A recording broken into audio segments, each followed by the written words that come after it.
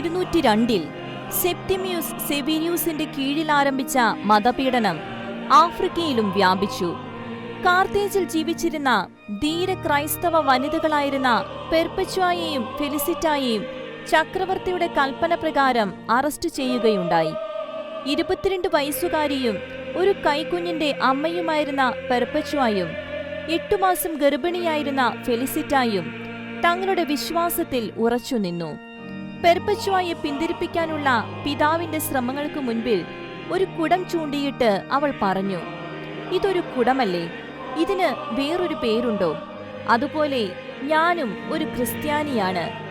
കഠിനമായ ചൂടും ഇരുട്ടും നിറഞ്ഞ തടവറയിൽ തന്റെ കുഞ്ഞിൽ നിന്നുള്ള വേർപാടിന്റെ കഠിന ദുഃഖത്തെ തീക്ഷ്ണമായ വിശ്വാസ സ്ഥിരതയാൽ തരണം ചെയ്ത പെർപച്വായെ ഫെലിസിറ്റായുടെ പ്രസവം വരെ തടവിൽ പാർപ്പിച്ചു.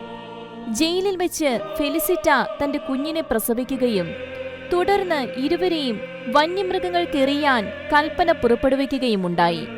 AD 203 മാർച്ച് 7 ആ ധീര വനിതകൾ പോരാട്ടരംഗവേദിയിലേക്ക് ഒരു ആഘോഷത്തിന് പോകുന്ന പോലെ അതീവ സന്തോഷത്തോടെ യാത്ര തിരിച്ചു.